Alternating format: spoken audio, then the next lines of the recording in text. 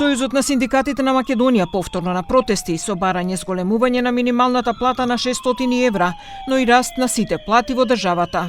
Пред зградата на Сојузот на Стопанската комора, точно во 12 часот започнаа блокадите, по кои тие порачаа. Трошоците за живот растат, а стандардот на работниците опаѓа.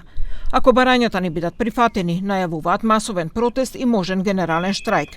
Првиот синдикалец се пожали дека имаат притисоци од власта, со тоа што, како што истакна, им било кажано дека ќе бидат заокружувани кој ќе учествувал на протестите.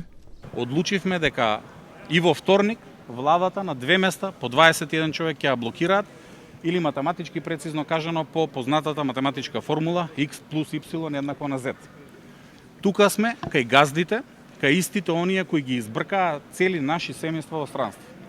Кај газдите кои одбиваат да зголемат минималната плата и кои одбиваат да ги зголемат останатите плати само затоа што законот не се променил.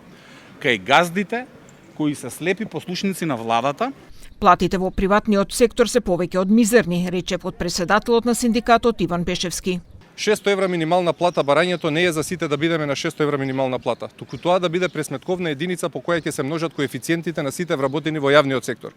И да заборавиме дека веќе за 400 и 500 евра плата не само што нема да имаме продуктивни работници, него нема да имаме никакви работници ниту граѓани во Македонија.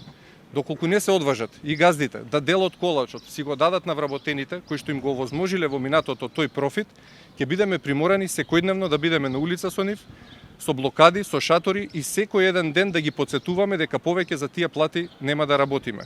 Денешниот протест беше втор од трите најавени блокади, откако во вторникот беше блокирано собранието. Следниот протест ќе се одржи на 17 овој месец, односно овој вторник, и тоа пред зградата на владата.